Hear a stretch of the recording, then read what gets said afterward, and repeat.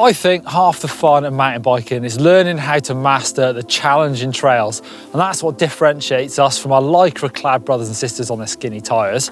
But it's not easy. The harder and gnarlier the trail gets, the more likely it is you're going to lose control and crash. So here is how to smooth out the trails and stay in control.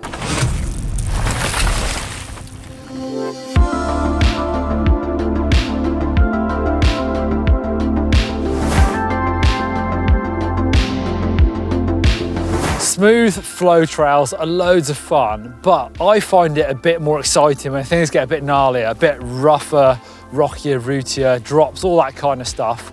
And that's where your bike's going to hit these things. And if you're not dynamic on the bike is going to move around a lot, and that can lead to crashes. Soaking up the bumps is a way of making sure that your body stays in a stable position whilst your bike moves around. And the easiest way of showing that is on a roller.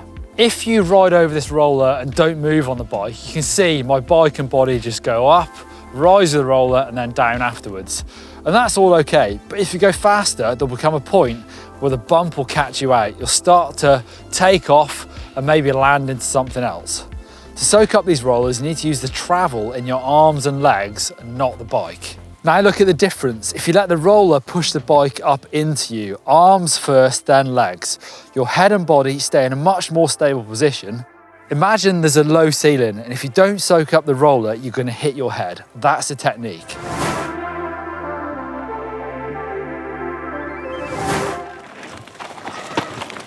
You can find lines to smooth out a trail as well, often from side to side, just to get around some of the bumps. Used a bit of a berm there as well.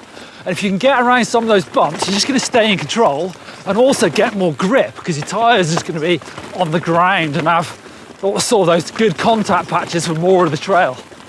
Up nice and high there to get around the bumps. Couldn't avoid those. Whoa, nice line.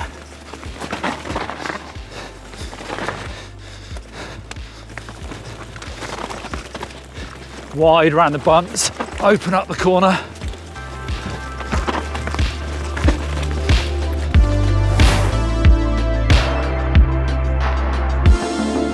The best way to smooth out a really rough part of the trail is to literally not ride it. Try and hop over it if you're confident with your hops.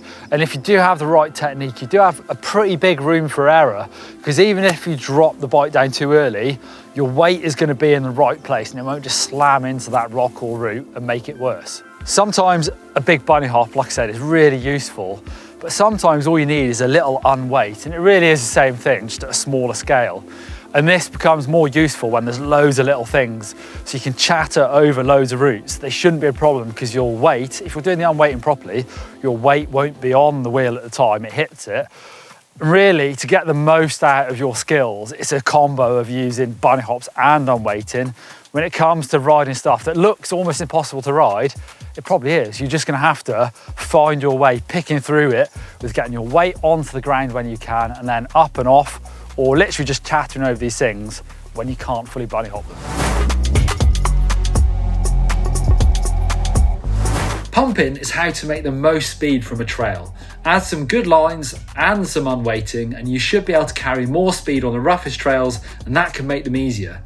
Making speed from the trail is mountain biking magic. It's all about exaggerating your weight down into the trail at the right time. Catch the transition with the most force and your bike will literally accelerate forward. We've got plenty of how to pump videos, so do check them out, and don't forget to subscribe, of course. I do think getting pumping good transforms your riding. If you can carry speed on the roughest parts without having to try and pedal, then you're making your life so much easier, and your skill of looking for the parts to pump will lead you to riding really smooth.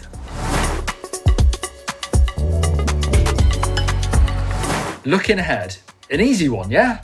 Well, yes, but just try to practice looking further ahead, and then you can plan all the previous skills I've talked about. You have more time to see what's coming up, get good lines, and master the rest of the trail. And it really opens up technical trails to make them way easier. I definitely think it's worth it.